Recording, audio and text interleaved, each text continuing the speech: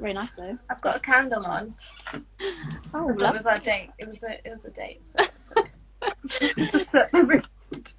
Drawing. I wrote down some questions to ask you because I was like, Oh, okay, thank you. I don't want to be like forget everything, even though we talk all the time anyway. Yeah. Like, You've the written things notes. that, what people might want to hear from you. From me. Yeah. Just because you show a lot about your routine, is what I was thinking. Yeah. So, I love a good routine. like, what's your routine? What's your current routine? And like, how is it different to your usual routine? It hasn't really changed much. The only thing I've added is morning pages, which I'm taking a jump on. I've got a t-shirt underneath. Huh? Do you not usually do morning pages? I thought that was part of what you used to do. That. I used to write affirmations, so I used to write like. I'm just going to do this because I haven't started yet. I used to write like positive things, like basically lines. When you get to tension, you have to write them over and over again. But morning pages is kind of like you write whatever's in your mind, and you have to write 3 pages, and it doesn't have to make sense. It doesn't have to be like profound. It can literally be like, I'm tired, I want to get back to bed. But it's really helped me because I felt like I was sitting in a lot of anxiety, and it helped me just release it first thing in the morning. And it's something I've done before that I've helped me really like tough times. So as soon as this was happening, I was like, okay, let's just bring this back. Yeah, I used to do similar. Like if I've been feeling especially down, then I'll write in the morning. Stuff in the diary. I'll write like what I want to achieve in the day. Has your routine changed at all? Like your morning routine? No. Like that must be. I try to keep to my usual things as much as possible. Yeah. To not like add anything or stress myself out. Yeah. See, I don't really have a routine. I don't. I've never really have a routine anyway. I usually that's gonna make me like kind of look forward to getting up for it. But that's nice. What do you make? I get up at like 10 a.m. to be honest. You stay up late. Yeah. So you stay up late, don't you? The one time you did like a story recently where you were up till 3 a.m, I was up there. Oh yeah. But it was more just because I had gotten in bed at 11 and I had just been on my phone non-stop. Could have gone to bed earlier. I fell down an internet hole. Yeah. But I'm a pro believer in like, I just believe everyone should do what feels right, and like What drove me to illustration? I think I've always been an illustrator, to be honest. Yeah. I think like since, as in the same way that you would say I've always been an artist, I've drawn since I was young. I've always like done that, and I have always like subconsciously wanted and known that was something that I wanted to pursue as being paid for. Yeah. Like no matter how unrealistic I felt that was in my head, I always kind of still knew that I was going to do it because I just wouldn't put up with not being able to do it. Does that make sense? Yeah, totally. I feel that way about graphic design. You just have this thing, this dream, and you want to make it happen, whatever it takes. Like I just knew I wouldn't be living my authentic life if I wasn't doing it. Yeah, no, I completely resonate with that because, I mean, my whole dream was always to be a graphic designer. I remember being like first year of secondary school and going to the library and looking at what I needed to go to the university. Yeah. I was like, so cute in school. And was just like so sure. No, I've never been so sure of anything else. When you did like GCSEs, did you know you wanted to do art? as a career. So we are very lucky that we got to choose between traditional art and digital art. So I actually did digital art. In uni or in? At school, at GCSE. Level? Huh? At GCSE level? Yeah. So we were doing photography, animation, and I got some jobs at like 15. Like, as a designer, I was working as like, that's crazy. I used to do like gigs, like flyers for gigs, and like just for my friends, and like a lot of my friends were in bands because at the time everyone was in like some type of like metal or emo band that I knew, so I always like I asked like, can you draw a crow on a t-shirt for my band? And like they'll let you in. And it was always a crow on a t-shirt. Yes, always. But mainly I started with photography and just you put text on top of it, and then that's how I got into graphic design. And illustration, after graduation I was so frustrated and so like lost. I didn't really know what I was doing. And when you're interning, I had some amazing internships, but when you're interning you don't necessarily get like much creative control, if anything. I was very lucky that I did have some. But going from that, from like I said, working as a graphic designer plus being at uni where you were able to just be in charge of everything and basically do anything you wanted, it got me really frustrated. And then I started drawing because it was like the easiest thing I could do on my own. I could do it really quick. You don't need anyone else. You don't need anyone's permission.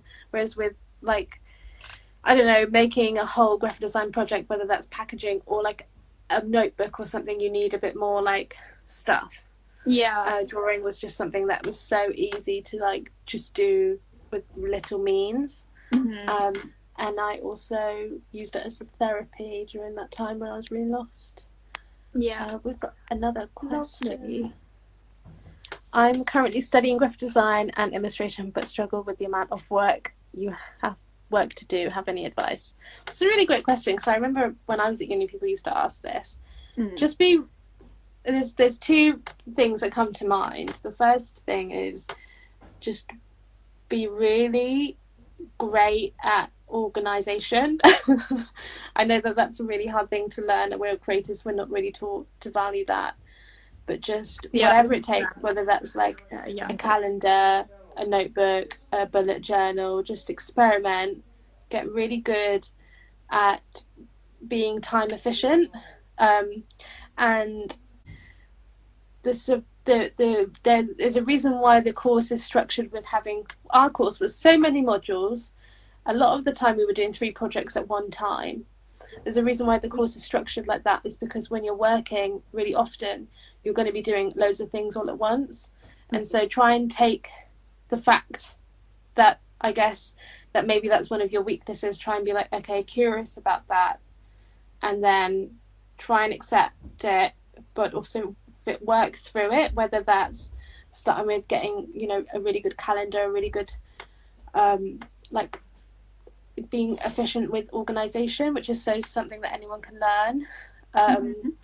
But also for me with illustration, it works because I have a very slow as you can tell, I have like no focus. Like I don't like doing the same thing at one time. Same. So I like that my illustration style is really simple. So like lean into, like, don't overcomplicate things. If you're short for time, just try and get it done with what you can. And if you're feeling really overwhelmed, just keep it really simple with your projects. And I actually think that that's going to get the best results either way. But the plus side to that is that you'll save time. I think we can get all excited in something and it can be like, oh my god, it's going to be this and then that and then this and then that and then this other thing, and after that this is going to happen. Just try and keep it really simple and it's going to ease your brain. I think something that I find really overwhelming is like planning stuff. I'm really not good at planning, but if I take a step back and like really look at each step, like really simply, like how am I going to get this done, like, and literally just write out all the steps, not broad, like really simple steps, then you'll get things done a lot quicker. That's a really good advice. Chunks. Yeah, and try and make it fun for yourself if you can. Like if you're thinking of it, if you're like, oh, I've got so much work to do, like work, like, and this is uni work, like you're not being paid for it. I mean, like you're paying for it. Yeah. Like try choose stuff that you'll like want to get out of bed and do, because you get to choose. Well, I don't know about you, but you get to choose your ideas, don't you? Yeah. Well, yeah. Mine was like self-directed study. Was that yours? Your course? Yeah. So we would get like it's kind of like what I did for my final major was the zine, and that I knew that was the only way that I was going to get myself to do well in the module, is if I do something I actually enjoyed doing. And at the time I was obsessed with graphics tablets and doing digital art, and I was just like, I have to do something to do with illustration, like. And then I think for the last couple of projects I did like a hypothetical t-shirt campaign for a brand, because it's obviously fashion, like you have to do the marketing reports for each like campaign, so it's like marketing campaigns, and then you've got to put like analytics in and all this jazz that I hate. But I mean, yeah, try and make it fun for yourself. I chose to do it about women's rights because I loved looking into that, and I was only just really discovering what like feminism was, to be honest. So I was just really, and like you with your metal band t-shirts, I did like loved Riot Girl zines, and the like punk era of them like writing really angry lyrics and just being angry and creating art about it. I found that really cool, so I was like, I'm going to do a project on it and just make a zine that also kind of incorporates fashion, because that's how I'm going to pass this course. I'm not on an illustration course, I'm on a fashion. But yeah, try and put your own like spin on it a little bit if you can. That's great advice. I would also say, like, just thinking when you were talking, it reminded me of like my experience and how, like, I know there were so many more people who were better at drawing than me and better skilled than me. But the difference, I think, between a lot of people who give up and people who succeed is not the work. It's organization and a bunch of other stuff.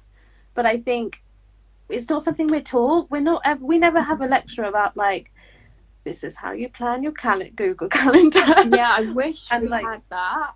But there's loads of resources, and if you just YouTube and watch YouTube videos about organization, you'll get so many helpful tips. Yeah, and it is actually quite complex because we all work our brains differently. Like me and you, we plan things differently. You said you have to write everything down, and I have a Google Calendar. Yeah. So I think you have your routine that you stick to or try and stick to, whereas I just fail at that. But I can't work after, like, when it gets to like the afternoon, I get really tired and I'm just like on my phone. Oh yeah, but I don't work in the morning at all. See, in the morning is the only time I can get my work done. Yeah. I wrote down Jane. Oh, go.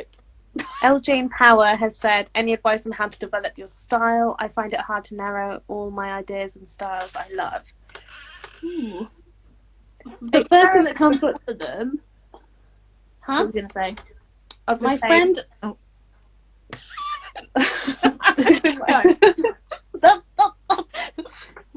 my friend Jade Evans, who's on Instagram. I'll post about her on my stories later after this, in case anyone wants to follow her. Actually, she works in she's an animator, but she has many different styles, and she works in a studio. So there is no wrong or right way. I think it totally depends on what you want. If you want to be an illustrator that has your own personal brand and everything is cohesive, makes sense to have a style so that your work is recognizable, but it doesn't I think we as creatives, we don't get really told that like there's so many different ways of doing it. So it totally depends on what you want to do. In finding your style, if you want one, you just have, what I did is just drew every single day. And if I wasn't happy with something, like when my style really started to solidify, was really when I gave myself like 5 or 10 minutes to draw in between my lunch break and my full-time job. And I was premeditating the decisions before I opened my laptop. So for the when I accepted a new job and I was working in retail and figuring out how to post every day on Instagram, I decided that everything was going to be red and pink, just so that it was a decision that I didn't have to make on the day. Oh yeah. And so that's the challenge at first. Yeah, at first it was a challenge, and I was like, I'll do it for a month, and if once I'm done with that colour, I'll move on to a different colour. Yeah, I like that. So it meant that I didn't have to, I was already exhausted by the end of the day. Like it just meant that I could just do something with line work, and that was it. The colours were already decided for me. So definitely make as much work as you can. Be always drawing. Style. And see what's the most natural to you. Yeah. And the most definitely. Like you. Like. Yes. Yeah. That was a great question. I don't think I've ever spoken about that.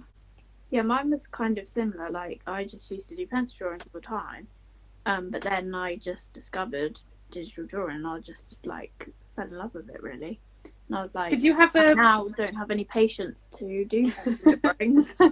So did you have any kind of internal pushback? That I know a lot of artists that start with like doing traditional stuff, like, oh, it's gonna lose the realness or something. I know people have that struggle with going to make the decision to do digital stuff.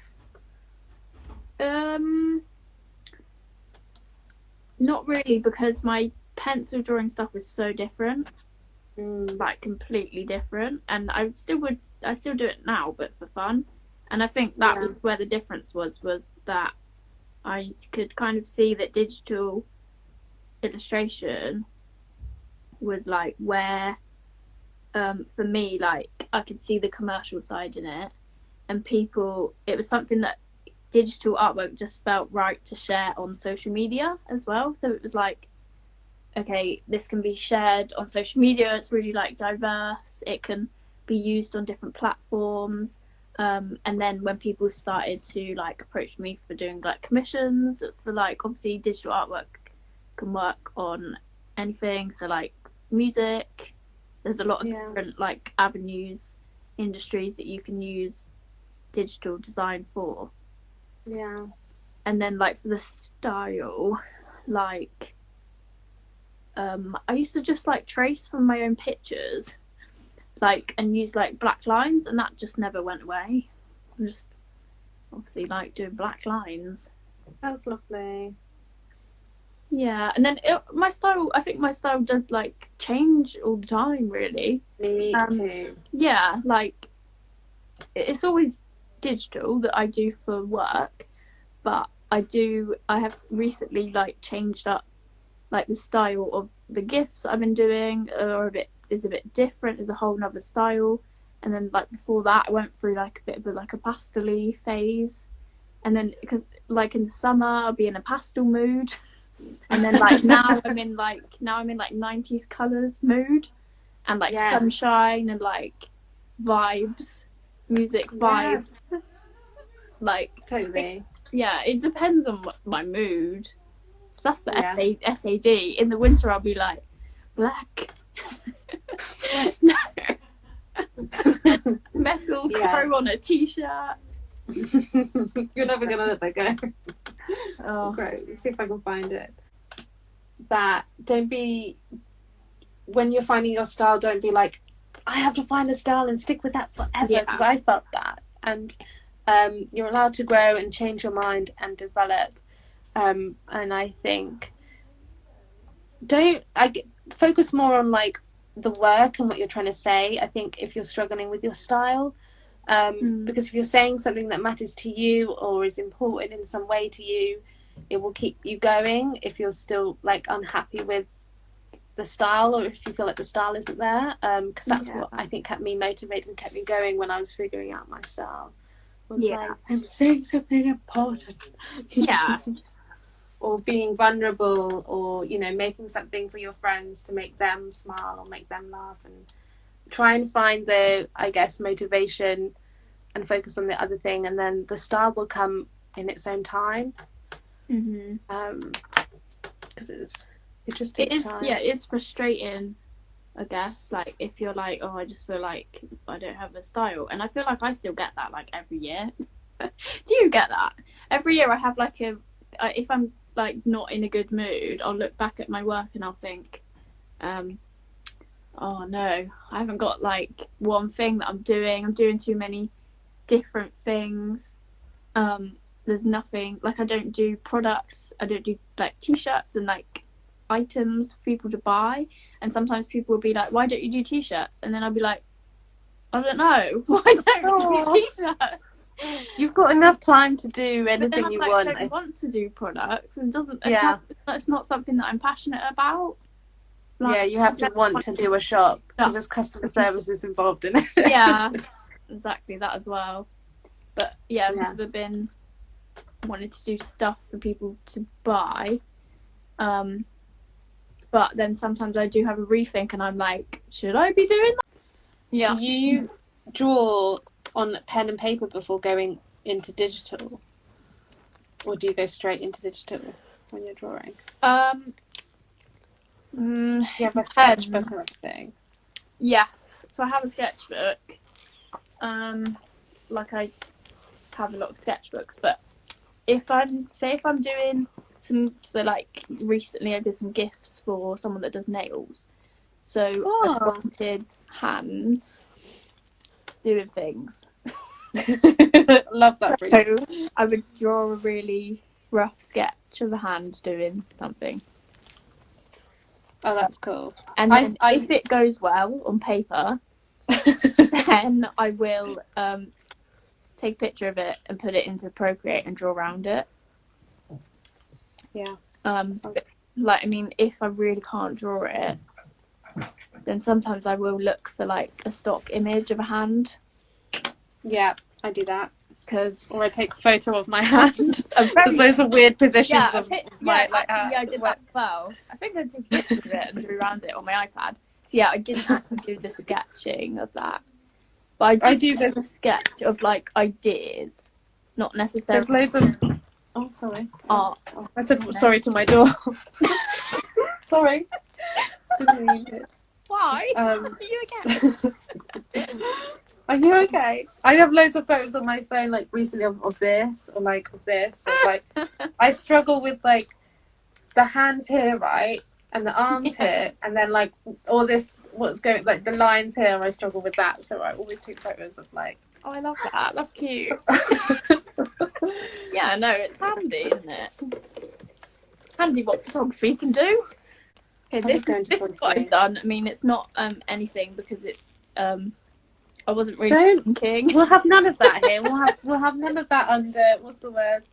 None of that self-talk. It's brilliant. Right. Your work is great, and it's nice to use your type in lots of things. I think it's just it's becoming your brand. I love it. Yeah, I've like only just really like started doing that, and then I feel like gradually it's like coming together a bit more. Like it actually. Like before I didn't really have like text that I used to do. I used to do a lot of text from like copying texts from like font space and like places like this. And then I would draw from it and like change it into my own thing, but then it's still not really mine. So then like just been trying to do this like 90s style. It's lovely, I love it. Thank you. Okay, I'm going to hide my desktop because it's messy as well, but here we go. Exciting. Drum roll. I don't know if you can see it very well. I can. This is... of the Oh, colours on the screen. oh, it's all different shades of pink. Yeah, it's like a Oh, baby that's pink really at the nice. back, Is it and three then pinks? There's a red. I think there's a few different ones. I might switch it around once I looked at it more, but can you see it okay? The back looks Yeah, white, doesn't it? it looks really nice. I Thank love it. you. I'm really happy with it. Yay. Oh, look, we've got a question about confidence. How did you first build up your confidence to post your work? I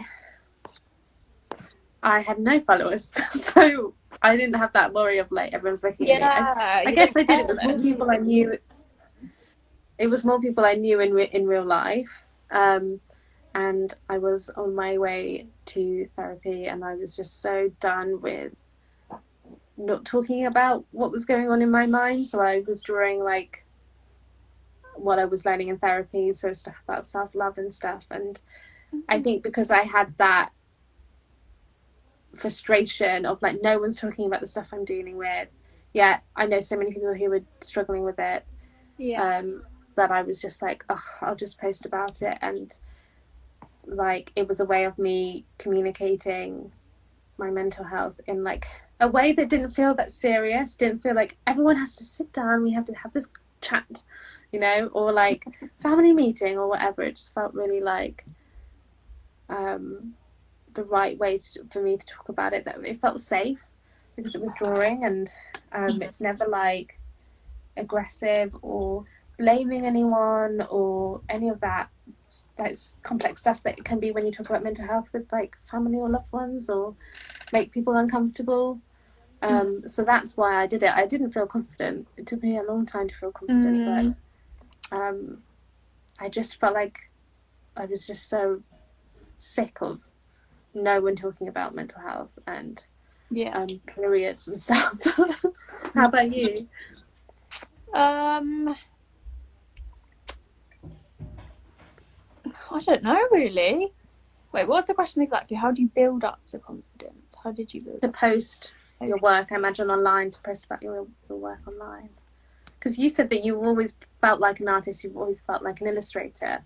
So you must have been quite, I guess, used to being in a room showing your artwork to your classmates. Yeah. Yeah, I think like that obviously helps sharing it with your friends. But I think a lot of my work I made like kind of for the purpose of sharing it. So when I was first starting out, I would make stuff for, because I was still kind of doing a bit of fashion stuff. I would make it for fashion brands, fashion companies that I liked, and I would tag them in it because I thought this would suit their brand.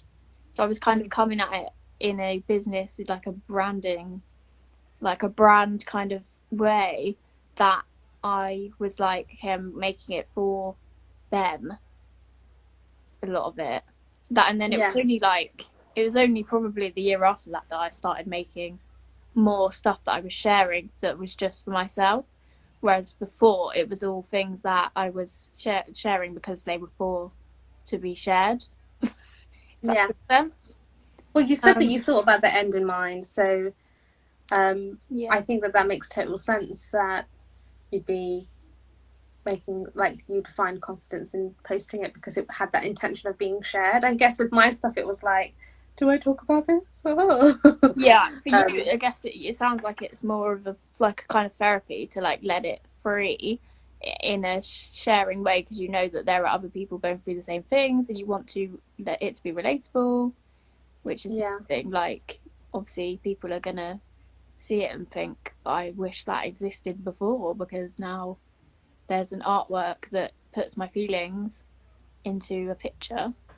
yeah. And I guess if a great way that if someone is struggling with confidence to post, maybe make something with the intention of it being shared, like you said at the beginning, because that would be a great way of like working through that confidence. Because Mm. the more you hit post, the less it becomes a thing.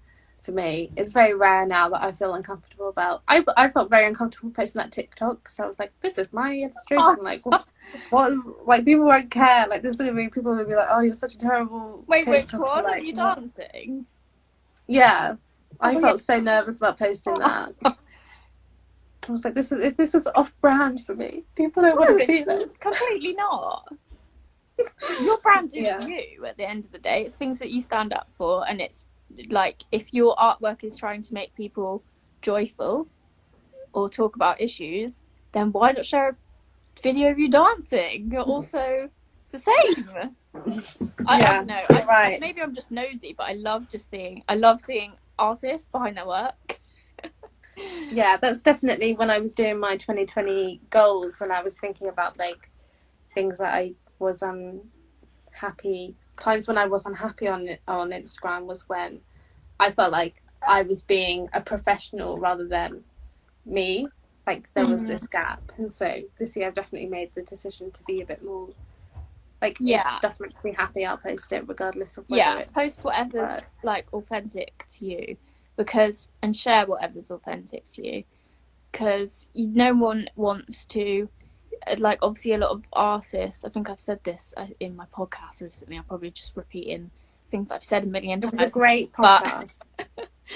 Thanks. But like a lot of artists now, I'm just gonna get my phone charger. A lot of artists now, obviously a lot of artists use their artwork as a way of expressing what they're trying to say that they can't say with words. Yeah. And then a lot of artists feel pressure, or I know, like, I mean, I don't feel the pressure to, although to build an audience, I do feel the pressure to show more of myself and be more entertaining. I mean, not that I'm entertaining in any way, but I mean, like, a lot of artists feel now that they have to be a personality as well as an artist, and a lot of PR agencies look at things like following to like hire people, and obviously that is like wrong. That shouldn't be a thing. But then these are PR agencies and not illustration agencies, so you need to like know the difference as well. Because if you're an artist and you don't want to show yourself, then you don't have to. Like, totally, 100%.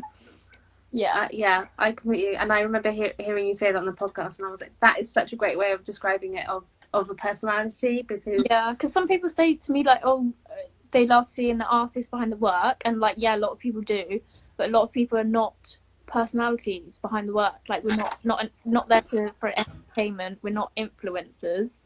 Like, and it's going to come across if you're uncomfortable, if you're doing something that doesn't sit right with you or isn't authentic to you and what you want to do, then why put yourself through that? I think the best you can really tell when, like, I don't know, I think the best way to build any kind of business or any passion is just lean into what brings you joy and what your gut is telling you. And like you said, like, you haven't done any of these lives yet, and you're just doing absolutely brilliantly. And thank you. So there's room and space for like everyone to do it their own way. Yeah, and don't feel pressured that you have to share anything, because you don't. You don't have to share anything. You don't owe anyone shit. We've got a question. What was it like to first sell your work? I love buying illustrations and prints from artists I admire, but I imagine the process to start selling your work, it was hard. Maybe not though. Oh yes, it was hard. It was very, very hard. I remember saving up money to open a shop on Etsy with loads of items, because I remember reading early on that like no one will buy from a shop if there's like one item. So I opened the shop with loads of prints. I just got loads of like stuff of Instagram printed, and it took ages to get my first sale actually, which is so funny. But I remember just sat there like, Mom, can you buy something? So it doesn't just say zero. No, that's the thing. Like, people think I'm going to open a shop and sell prints and I'm just going to get loads of orders in, but really, like, reality is, I mean, I don't do Etsy anymore, but when I did, like, obviously occasionally you'd go a couple of weeks, you haven't sold anything. like, Yeah. you And it's know, customer it's service difficult. as well. Like, there's so much moving parts to a shop. Yeah. So it's like you can be a great artist and be great with clients, but having a shop is so different because you have to be marketing, and like it's completely different to working with a client that has the purpose of, I guess, client work is completely different to making work to be in someone's house and like up on the wall. Is they're completely different ways of working, and it's very hard to know what will sell and what will not sell. It's hard to have that money up front and just bite the bullet and just do it when you don't know how it's going to do. And it just takes time. And for me, my couples portraits are always one of the best sellers on my shop, because that's another thing. Like, as well as physical products like prints, you could do portraits that people order. And they're great because they I had the idea because when I was so broke and I'm working on illustration, I didn't know what to get my friends for Christmas and birthday presents, so I just did that, and so that's how it worked. I think that's how like I started doing them as well. But it takes a while, and so much about, I think, making money for me is thinking about how to get creative about making money, especially at the beginning. So like there's couple portrait things, and it does take time to build trust and to build, I guess, sales, because the more people that buy from Etsy, you know, they see the reviews and stuff, so it kind of, once it starts going, it will go. But I think I definitely underestimated how much time a shop would take. It's kind of, it just looks so cute and fun. if you've studied illustration or art, I don't know how in depth they go with teaching you how to freelance. I don't know. Nothing. No, like, and how to be a business. So nothing. Like, and obviously I know a lot of people, so many people, I do as well. I feel really awkward sharing my own products. And then I'm like, what are you doing? This is your business. Like, share your products, you weirdo. Like you have everyone deals with that as well. Like, that's just what shops do. You've got to be selling, and like, you're not a salesman. I wasn't taught this, but like, you do have to post pictures of it, and at least if you're not selling any products, it's not because people hate your products, it's because people don't know they exist. People haven't seen them in a day. They don't know that they're there. They've forgotten. Maybe you have to remind people. Oh, I really loved that card when I saw them post that. But I've just forgot now. I've got like doing other things, and then you haven't posted about it, so they're just not gonna know. And someone told me that like last year. So I said that I did like business portraits, and she was like, "You haven't posted about them in ages. People definitely don't know they exist." I was like, I get like, are you still doing those couple portraits? And I'm like, yeah. And then I'm like, okay, I need to post it again if someone DMs me that. Yeah, if people want it, people are gonna buy it. It's and I read something. I read something that the average person has to see something seven times before they buy it. So have that in your mind next time you're promoting your work. Yeah, when I did the stay home t-shirts, I was posting about them quite a lot, like a couple of times a day, because I think someone's got to buy it. Because it's not people just be seeing your image of a product and saving it for later. If you like, especially with a t-shirt campaign that's only available for 2 weeks, like they need to buy it in those 2 weeks. Yeah, you've got to hammer in the sales, and if you're struggling with, like, I guess, imposter syndrome or getting going, those are things that you can work on, and you can Google and just put in the time to work, because everyone deals with that. But I think thinking about it for me, like mathematically, like the 7 times thing helps me think of it logically rather than emotionally. And think, okay, people might actually buy it if I do that. And stop thinking that you're annoying people by posting your products, because you're not. I still have friends that thinks that. I have a friend that follows me on everything, and I swear every month, I mean, my book came out in 2018, she's still like, oh, I still need to buy your book. Like, she always talks about it, and she still hasn't bought it, so don't be afraid to like Yeah, sell. like, yeah. I can't. Do you want to read one of the questions? I can't work focus with this anxiety. How could you make it work? How do you make it work with anxiety?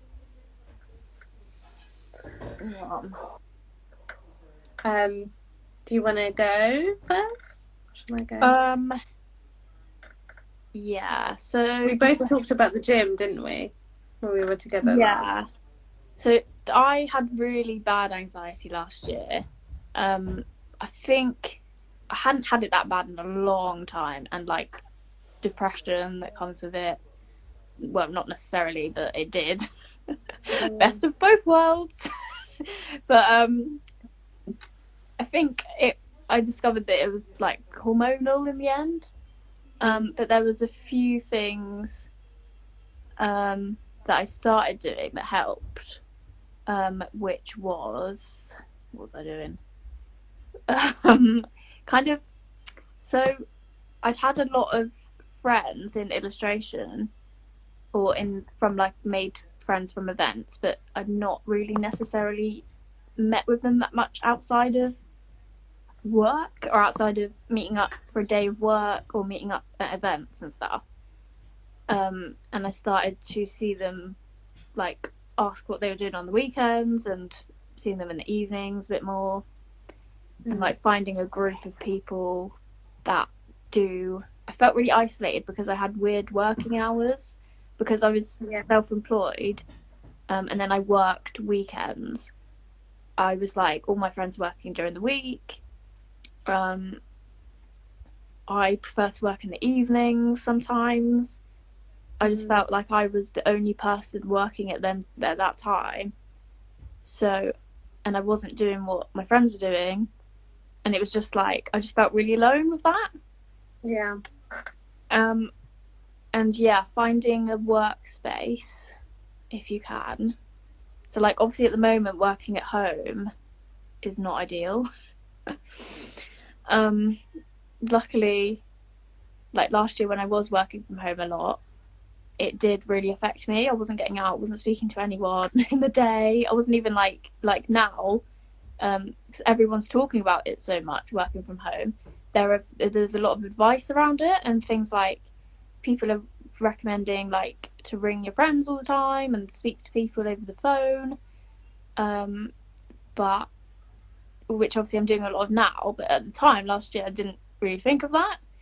It kind of takes like a community effort of knowing that it's normal to feel alone and have anxiety when you're working at home or you're isolated from people or you have a creative job and maybe your friends don't, or like all these things. Like there's a lot of things that might give you anxiety. What would you say? So that's really great. I know that our mutual friend Venus is always says that her friends help her. Wow. Friends have helped her mental health, and that sounds like you both are quite similar with that. For me, and my anxiety was severe social anxiety. That like it was really hard to go to events for me. I had like generalized anxiety disorder, like diagnosed at university. And I haven't had a panic attack in like almost 2 years.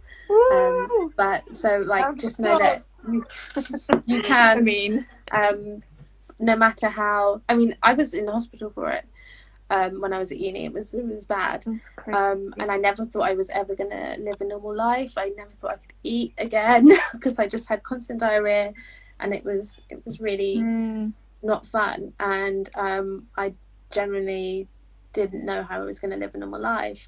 And then I started drawing in my spare time, like I said, like therapy. And I was still the same, still really anxious. I was going to therapy, so I was a bit better. I was on medication.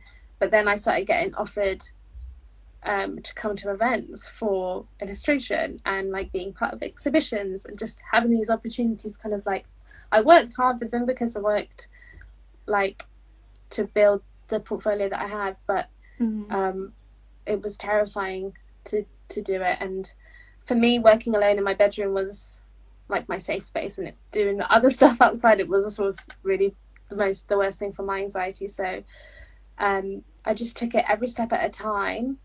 And I remember calling venues ahead of time saying that I needed a seat on the end. If we were sat in a row, I had to always be at the seat on the end.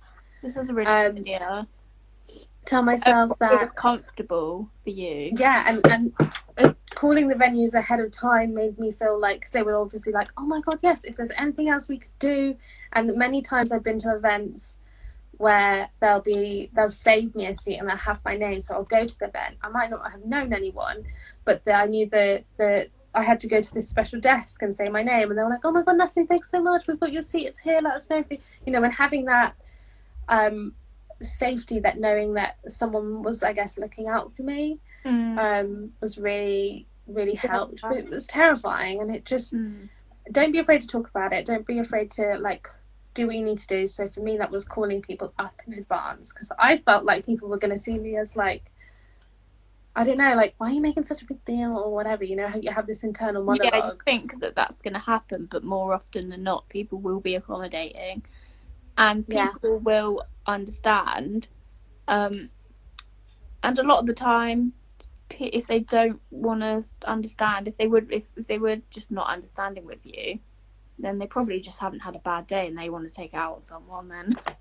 Well, I've never experienced any negative response. I've only experienced like super positive response. Especially anxiety is quite one of those privileged mental health issues where people do now tend to have a basic kind of understanding of it, and it's more of a main thing that's in the mainstream. But be very, very, it's a tough one to find the balance between following your dreams, doing what you need to like make stuff happen for your career, whilst balancing your mental health and being kind to yourself. And you just have to kind of experiment with that. But I have always said, after graduation, I moved back in with my parents to focus on my mental health, and many people were telling me that I shouldn't do that, that I should just like get a job while I was straight out of uni and this fresh meat. So prioritize your mental health, even if that means taking a step back from anything, because then later down the line, when you're ready to focus on your career, you'll have like, I guess that, even if it's just a small amount of time, you would have had that little time to ground yourself and build some coping mechanisms in. If you don't, like, I mean, obviously, I don't know, it's difficult, and next, not everyone can stand back and be like, I'm gonna take some time off. It's a privilege for sure. Yeah, and then it's like, but if you're not in a good place mentally, then it's like you still have to. There's so much time, like put yourself first, in any way that you can, and that just means being more gentle on yourself. So if you have to look for a job in that time, or like you have time limit, you need like to look for a job like as soon as possible, like maybe you're like stressed about that, anxious, just make sure that you like set a bit of time away each day to try and like hype yourself up and help you know that you can do it and you are going to get a job and it is going to be okay. Like, because I got a job in a retail shop when I was having therapy, and I was still working, but I think I remember people telling people to, right off after uni, it was like this time where you were like the fresh meat and you should just go and like focus on your career then. But I think I know so many people that like went traveling after uni, or you know, did so many different things. And I think I said something recently to someone that was like, there's so much time in the world to find how to find your success. And like I came into illustration quite late, you know, I'm 28 and I only started illustrating in like 2015, and that career like was built so quite like in quite a short amount of time, but because I think I was able to really I had some really good, like, and my mental health was really good, in a better place. It wasn't good. It wasn't like, it was better than when I was at uni. Yeah. But everyone is different, like you said, and it is a privilege to be able to do a lot of the things, like go to therapy and prioritize your mental health. Yeah. But just know you're not alone. We both experience anxiety. And if we're talking about, I like to be like transparent with, like, if we're talking about like in a job situation, like maybe looking for a graphic design job or something, is that I had a part-time job in retail for 2 years while I was, and that literally ended last year. So Yeah. like I had a fashion job, I was in it for 2 weeks and I got made redundant. Oh my god, I heard your story on the podcast. I gave up with that. And then there's no shame in having jobs to support what you need to do. Exactly. Absolutely no shame in that. Jobs that are gonna help, that are gonna harm your mental health. Because my job in retail, I actually loved it, because I was literally, I know a lot of people hate retail, like literally, like probably give them, like it would like fuel their mental illness, like literally. But for me, it was a really active job, and everyone was kind of in the same situation, like, or everyone was like in between different jobs doing like so many different things that you meet different people that are doing anything that you can imagine, like and I made loads of friends doing it, and also had the time and the energy to actually focus on my own work creatively, like creative projects. I actually came home from each day of working in the shop, and I had the mental space to focus on my artwork, which was nice. Yeah, that's the thing that nearly killed me, actually, because I took a design job just as my illustration stuff was taking off, and it was like a rolling contract thing, and every month they were like, this is the last month, and then at the end of the month they'd be like, can we keep you on for another month? It was like that situation. But it was exhausting, because before then I had been working in retail, but it was exhausting because I had I didn't want to make anything when I got home, and so I think there can be there's so many pros to having a side job to support your dreams. And I also see a lot, and I'm sure maybe you've seen this too, I see a lot of privilege in the kind of creative industry, that when you have a job where you're around lots of different kinds of people, experiencing everyone's issues, we were talking about, come from different backgrounds and stuff. I think that more creatives need to do that. And so a big part as to why I like making work that's for everyone and relatable is because the issues that I was seeing, from whether they were my friends in retail, what they were going through, that really fueled my voice as an illustrator, actually. Whereas before then I didn't really know what I was doing. I didn't really know what issues I needed to like work on and talk about. And when I was working in retail, that's when I like started to get into feminism and stuff. Think about it a bit more. Yeah, and also like, like this is people who are in like these vulnerable jobs of like 0 hours contract, like what their lives are like. And I think there's a disconnect between that, and I don't know, it totally depends, but I definitely do meet a lot of creatives that I mean, it's so known in our history that it's like this like fun subject, right, that has a history of privilege, of like, doing art. I think back in the day was this thing that many people wouldn't want to do because they wouldn't feel like it was stable. So I think within that, it's going to attract the people that have the luxury of stability.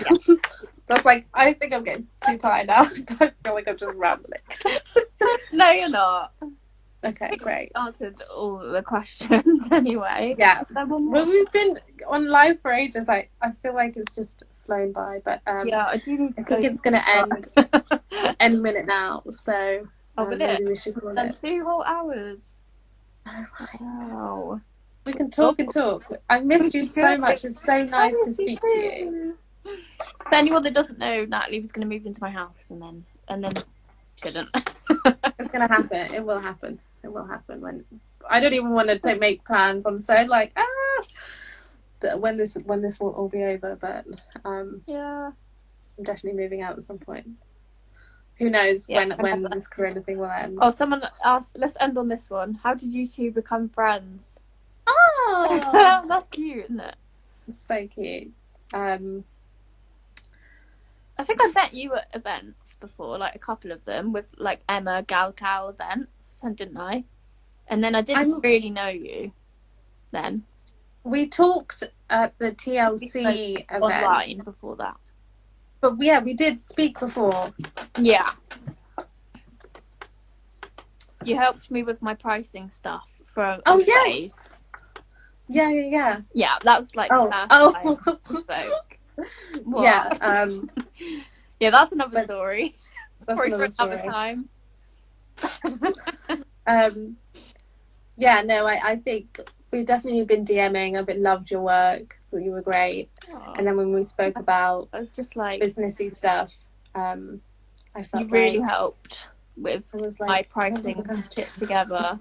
And Venus, you too. Like I was messaging at the time when like I basically got paid lots. We've got 1 minute and 43 seconds left. Yeah, that's it really. And then and then we were in the exhibition this year. Yeah. And then obviously and we went out for Salome's birthday. Did you come? Yes. Yeah. Salome, Papa du Lupus. I think I said it right. Yeah. And then that's it. I think the main thing was Papadopoulos. That's one. And I gave you my number when I said like if you ever have any issues or anything, just like message me. And that's how we became friends. I do that like quite a lot because I know how it is to feel so lost with business stuff because unfortunately we didn't get taught about it. But it's like there's just not. It's gonna end. It's gonna end. I love you. Bye-bye. I hope you're okay. And this was so much fun. Let's do it. Yeah. Okay. I think this is gonna end any minute now, so I think we'll leave it here. I love you. Thank you so much for all the questions. Thanks, everyone. It's been so lovely to do a live with you. Bye. Bye. Bye.